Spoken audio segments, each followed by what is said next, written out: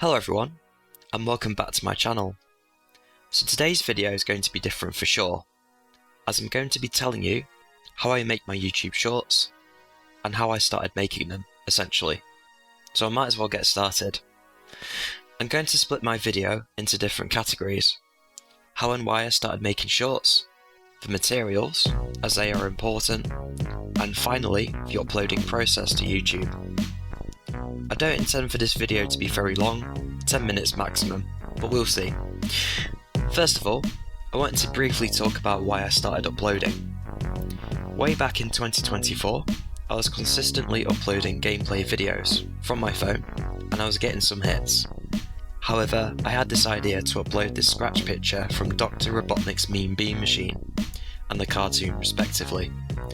Go check it out, it's literally me moving my phone over a piece of A3 paper, with Dr. Robotnik's Mean Bean Machine playing in the background on my TV. At this point in time, I didn't know how to edit or put music over the shorts, so it was what it was. I've left it up there really, as something to look back on and how far my editing has come. I think it got over 500 views in one night, and I was amazed by this revelation really, so I uploaded some more.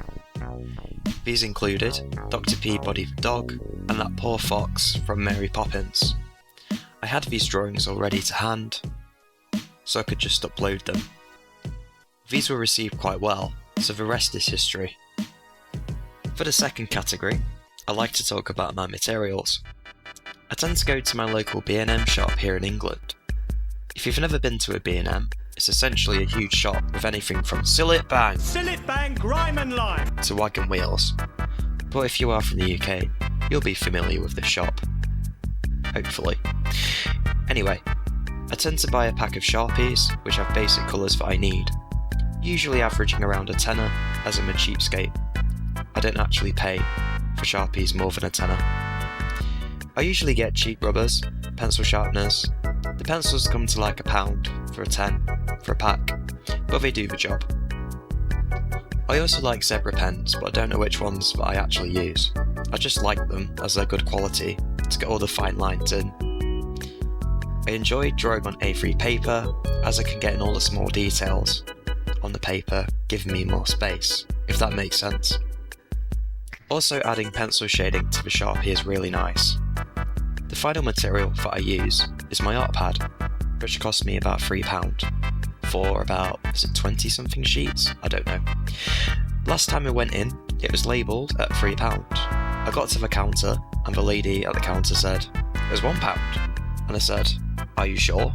Being the good Samaritan that I am. Like, it said £3 on the label. And she was like, I'm not going to argue with you, love. I said, okay. And I thought to myself, what a bargain. I've got like 20 something sheets for £1. Great. And it's good quality paper as well. The final part of my video I want to talk about is the process of creating the actual video. What I used to do with my first shorts is just take a silent video and then upload it straight to YouTube. I don't do that anymore. Number one, when I finish a piece of paper, I take a few pictures from my trusty Motorola. Hello, Moto. Until I select a fine one or two that I've chosen. I take the pictures while they are blue tacked to my bathroom door of all things, as it has the best lighting in my whole house. I then either email it or use my trusty USB cable and plug it into my PC. My PC is like 8 years old. It doesn't have a laptop battery. It's still functioning and wrapped in sellotape, may I add. Anyway, once I have the pictures uploaded onto the PC, I put them on Clipchamp. I've only just started using Clipchamp to improve my editing. I use Clipchamp to make my long form content, but I've never used it for my art shorts until recently. So I can now put music in the background, add transitions and add text to make it look a bit more exciting. I was limited in what I could do on YouTube Shorts in terms of editing. So once I've uploaded it, I then choose a good title, a description and some tags to make sure they are clickable and people want to click on the video. Overall though, I love the ability to share what I like to draw with the rest of the world. I was intending on making this a huge video, but I think that is all there is to say, really. If you have anything to ask me, ask away in the comments below, and I'll see you in the next video next week. Bye for now.